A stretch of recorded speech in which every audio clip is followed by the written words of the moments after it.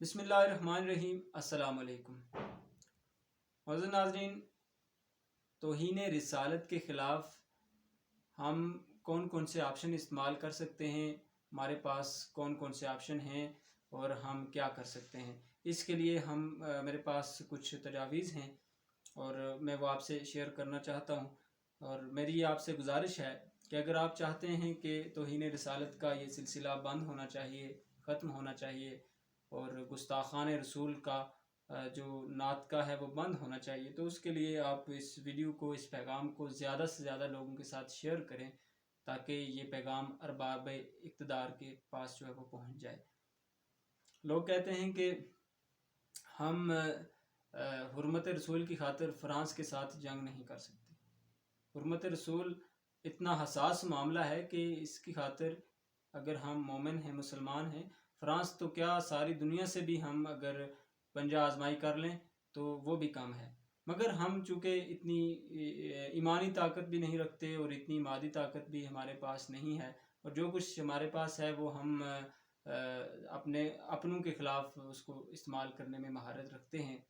لوگ کہتے ہیں کہ فرانس کا سفیر اگر ہم نکال دیں گے تو یورپ ہمارے خلاف کھڑا ہو جائے گا، دنیا ہمارے خلاف ہو جائے گی اور ہمیں معاشی طور پر نقصان ہو جائے گا۔ حالانکہ بطور مسلمان ہم سب یہ جانتے ہیں کہ ہمارا رازق اللہ ہے اور اسی کے ہاتھ میں سب کچھ ہے۔ اللہ تعالیٰ نے اپنے محبوب حضرت محمد صلی اللہ علیہ وسلم کی خاطر اس کائنات کو تخلیق کیا ہے، اور ہمیں جو کچھ ملا ہے وہ حضور صلی اللہ علیہ وسلم کے صدقے سے ملا ہے۔ اگر ہم حضور کی عزت اور ناموس کی خاطر ایک رسک لیتے ہوئے ایک گستاخ رسول ملک فرانس کے سفیر کو نکال دیں گے تو یقیناً ہمارا رب ہمیں نہ تو تنہا چھوڑے گا اور نہ ہی ہمیں بھوکا مارے گا۔ یہ تو ایمانی اور وجدانی باتیں ہیں۔ میں آپ سے عملی تجاویز شیئر کرنا چاہتا ہوں کہ عملی طور پہ ہمارے پاس کون کون سے آپشن ہیں۔ سب سے پہلا آپشن یہ ہے، سب سے پہلی بات، کہ توہین رسالت جو ہے وہ ریاست اسلامی جمہوریہ پاکستان کا عوامی نہیں بلکہ ریاستی مسئلہ ہے، اور اس کو بطور ریاستی مسئلہ سنجیدہ لیا جائے اور اس پر عملی اقدامات کے لیے غور و فکر کیا جائے۔ نمبر 2، اگر بھارت اپنے ایک تخریب کار جاسوس کلبھوشن کی خاطر عالمی عدالت میں جا سکتا ہے تو کیا ہم حضور کی عزت کی خاطر عالمی عدالت میں ناموس رسالت کا کیس لے کر نہیں جا سکتے؟ یقیناً ہم ایسا کر سکتے ہیں، اور اس کے لیے ہمیں ایک ٹیم تشکیل دینی چاہیے جس میں چوٹی کے قانون دان ہو، ماہرین قانون ہوں، اور وہ دینی جذبے اور عشق رسول کے جذبے سے بھی سرشار ہوں، اور وہ بھرپور تیاری کے ساتھ عالمی عدالت میں جائیں۔ ہم ایک کوشش کر کے دیکھ سکتے ہیں، باقی جو ہے نتائج وہ اللہ کے ہاتھ میں، اور ہم اسی کوشش کے مکلف ہیں۔ نمبر 3، جیسا کہ آپ جانتے ہیں کہ اس وقت دنیا میں 57 کے قریب مسلمان ممالک ہیں۔ پاکستان چونکہ اسلام کا قلعہ کہلاتا ہے، اور پاکستان کو عالمی دنیا بھی اس نظر سے دیکھتی ہے، اور عالم اسلام میں پاکستان ایک قائدانہ کردار ادا کر سکتا ہے۔ تو اگر پاکستان اپنے قائدانہ کردار کو مد نظر رکھتے ہوئے عالم اسلام میں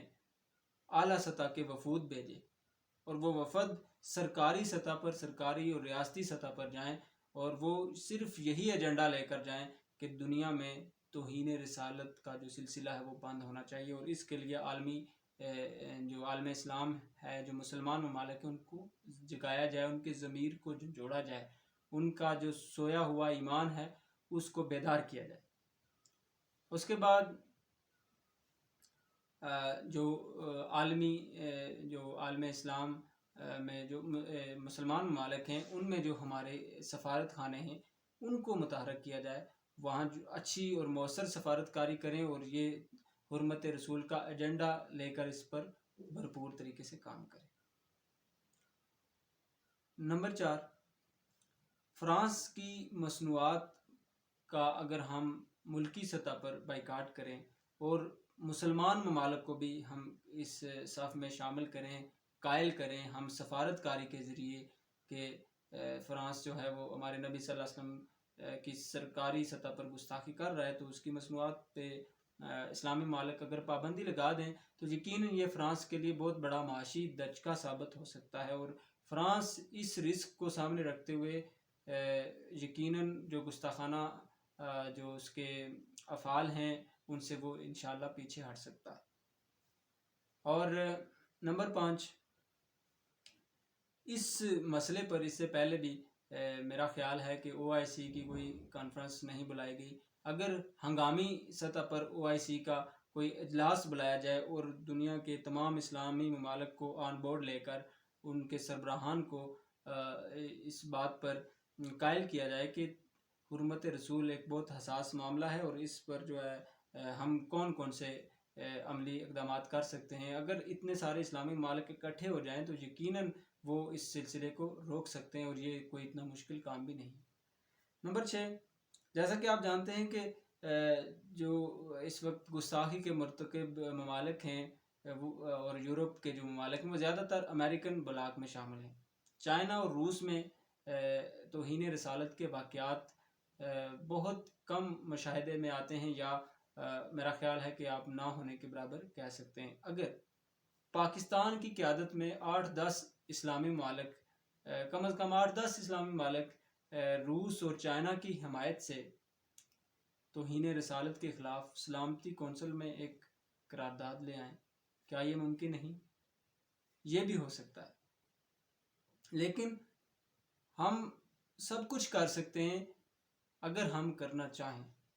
اگر کرنے کا جذبہ ہو، اگر نبی صلی اللہ علیہ وسلم کی حرمت پر کٹ مرنے کا اور آپ صلی اللہ علیہ وسلم کی ناموس کی خاطر سب کچھ فدا کرنے کا جذبہ ہو تو یقیناً ہم سب کچھ کر سکتے ہیں۔ اس کے لیے ہمیں خلوص نیت اور عمل کی ضرورت ہے۔